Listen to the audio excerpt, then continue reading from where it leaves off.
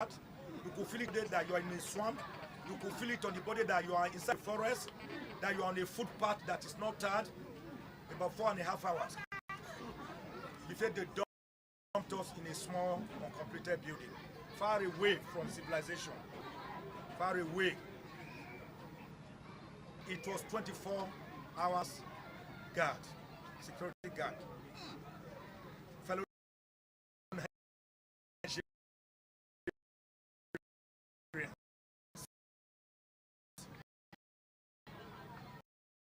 told me they have cell units across Nigeria.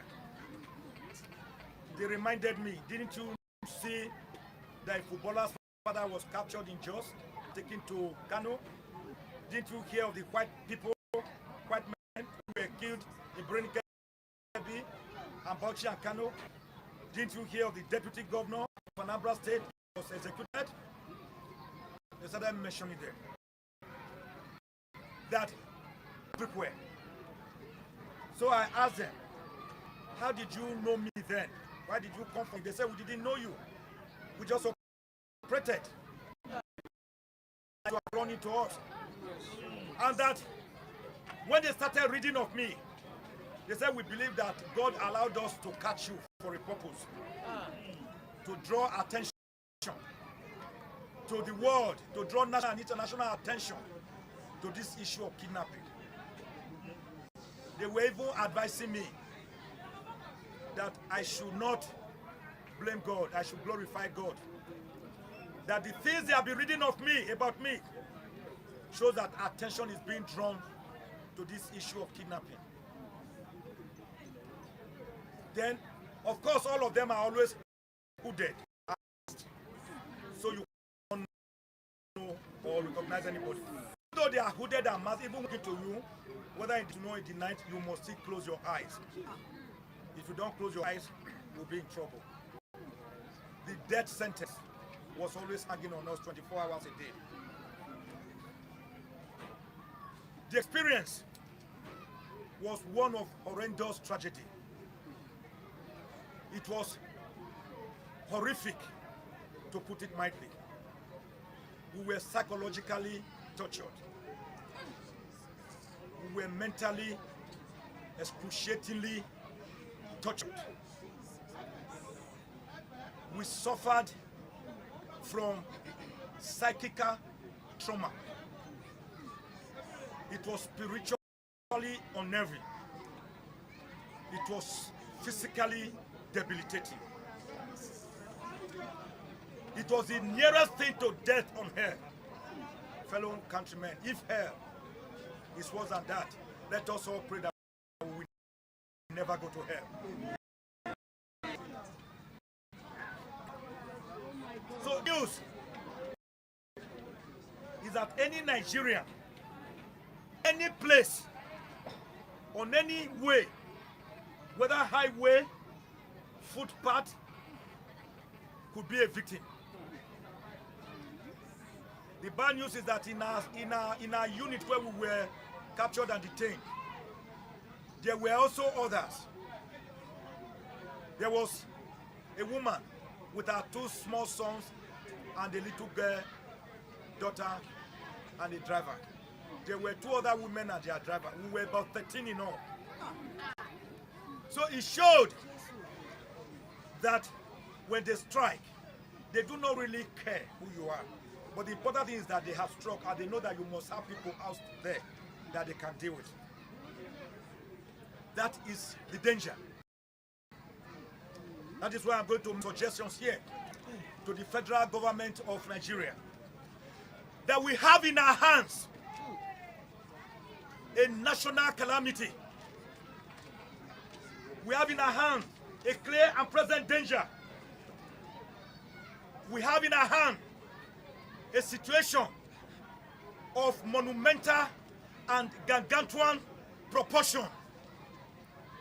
A situation that calls for urgent national rethinking. A situation that calls for presidential attention.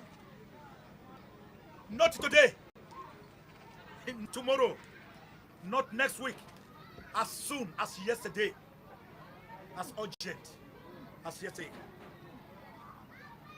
Let no one deceive themselves that we are dealing with a little phenomenon. Let no one fool himself or herself that we are dealing with toy gun carrying kidnappers. They told us that they cannot be caught with by any security outfit because their phones cannot be tracked. Their phones cannot be tracked. We asked them, why can't your phones be tracked? They said because, they said, can you see that we don't allow you to talk every day? Can you tell those people to shut up? They said, can you see that we only allow you to talk once in 3 days? I said, yes, sir. They said that is because before they grant us any opportunity to talk, they have to make special preparation. That where we are, for example, or where we, that speak to me, the person who is going to me, we have to travel across about 4 or 5 states outside where we were detained. And then the person will be on a highway and make the call. When he makes the call to their person, then they will now connect the person that represents me. They told me on one occasion that they are aware that some security agent to Port Harcourt or where reside to arrest innocent people, that they use all those ones as decoy. That their calls do not originate from where their victims are detained. That they can't be so stupid. Ladies and gentlemen, we are dealing with very well-read people, graduates, that speak impeccable English. Very well-read graduates that talk philosophy. That when they are hooded, they discuss national issues with you, problems of the country. Why they said they are in the forest, in the jungles. Why they are fighting against, what they are fighting against. They complain that the entire wealth of the nation has been cornered by less than 1% of Nigerians, 170 million people.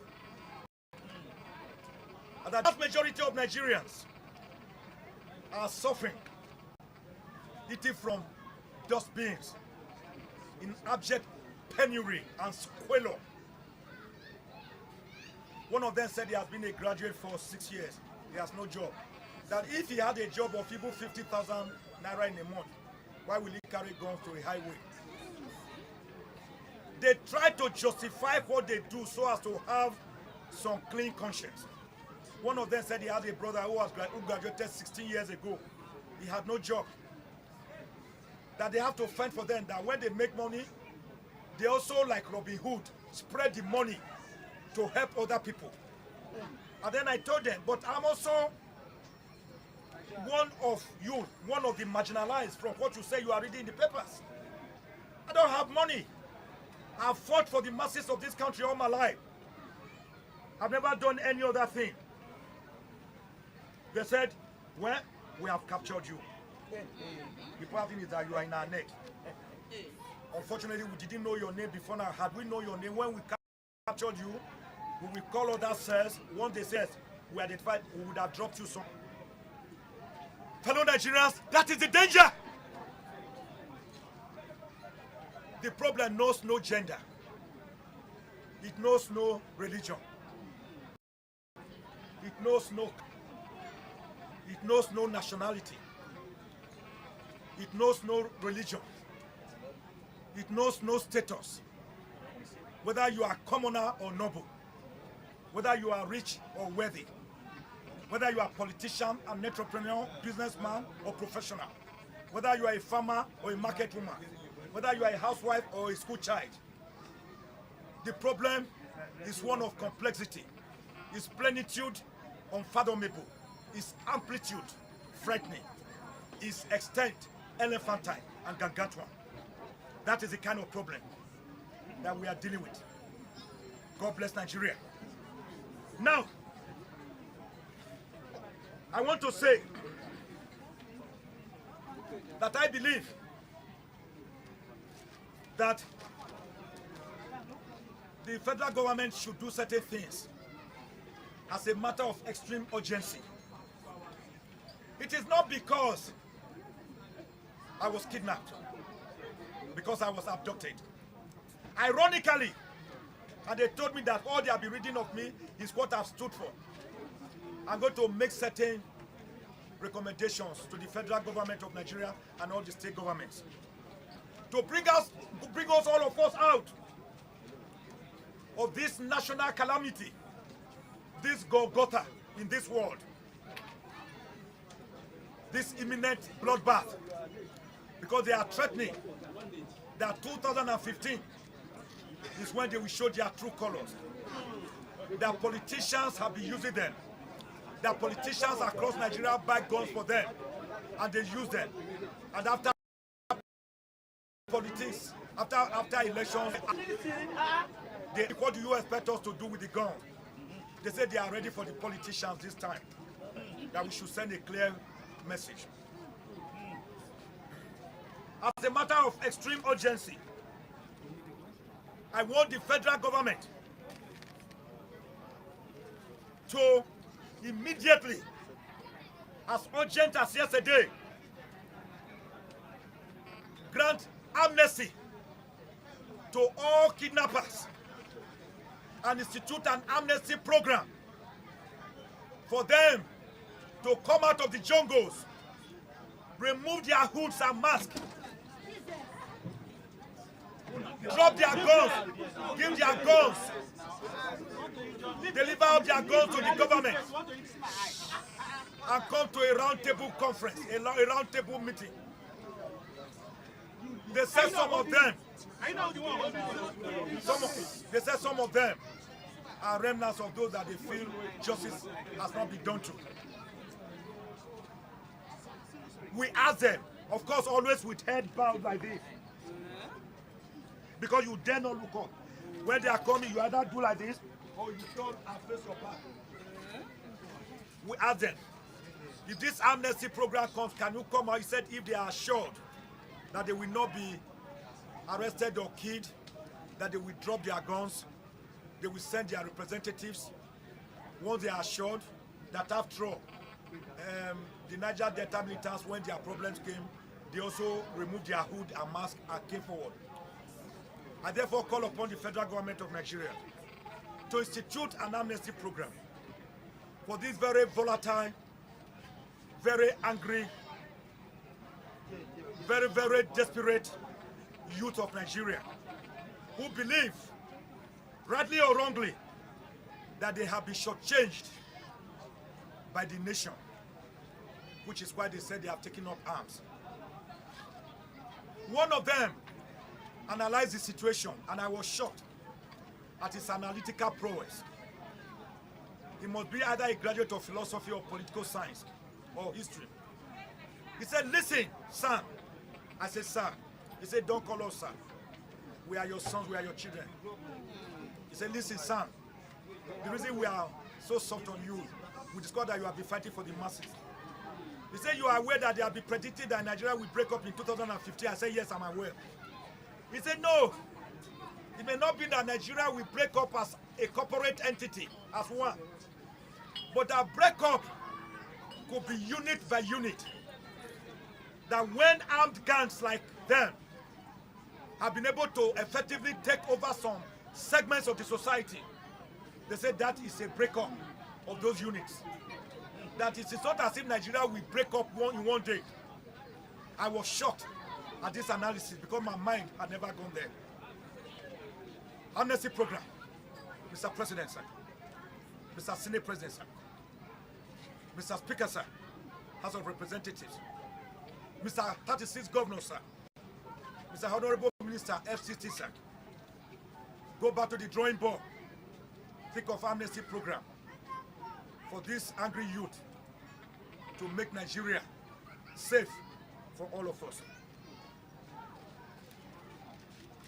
I want to suggest that the federal government should immediately declare a state of emergency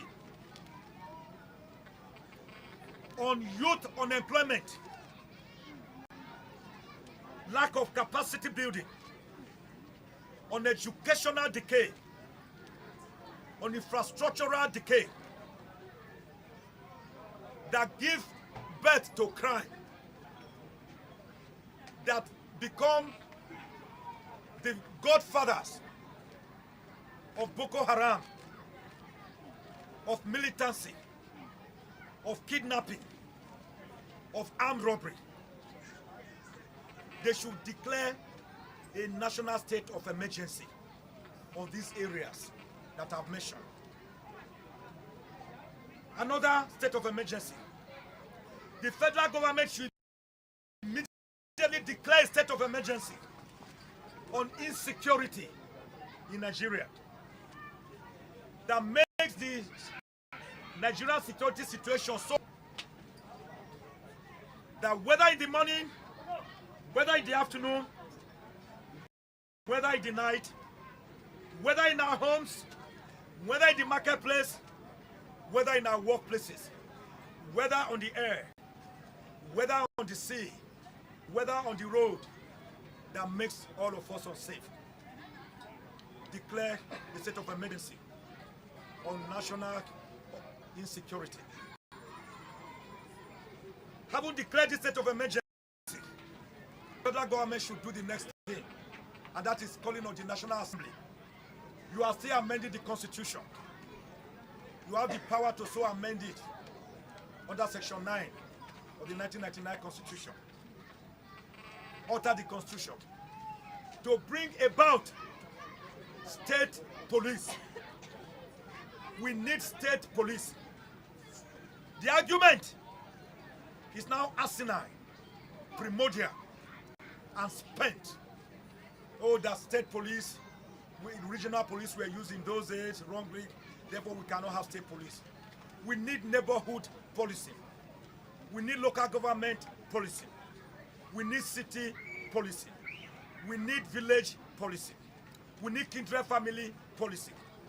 Policy that involves inhabitants and indigenous of those particular places.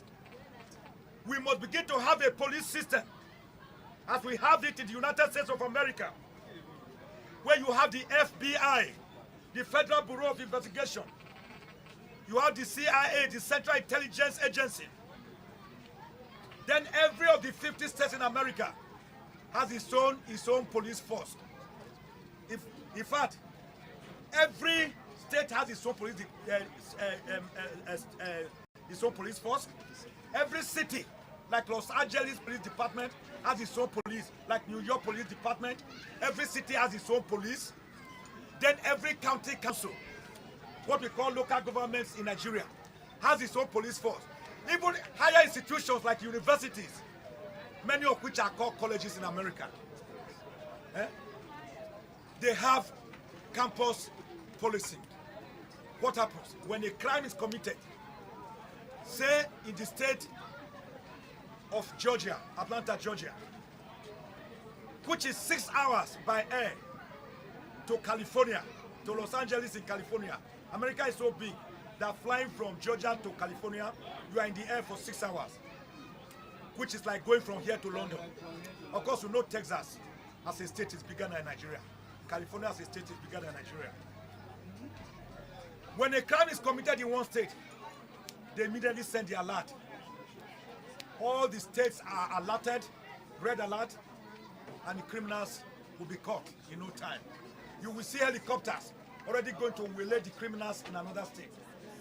So, federal government says, Mr. Speaker, sir, Senate President, sir, tinker with the Constitution, alter the Constitution for the benefit of Nigerians and Nigerians yet unborn by creating state police. Sections 214 and 215 of the Constitution are now moribund. They are anachronistic, because today we have Minister of Police Affairs. What are his duties? Then you have Inspector General of Police. Then you have DIGs. Then you have AIGs. Then you have Commissioners of Police. Then you have divisional police officers. When a crime is committed in a state, do you know what the Constitution says?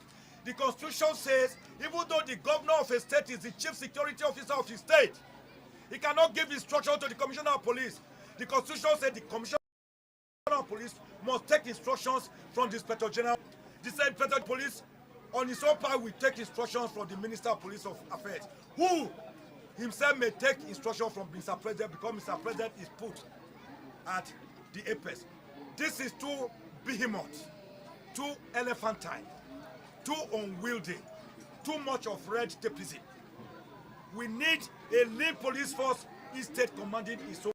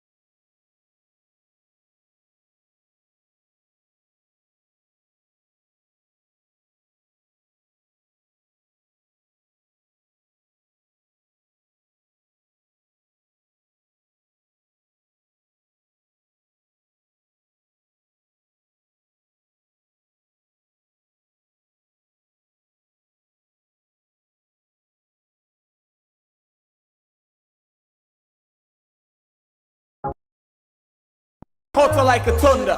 Just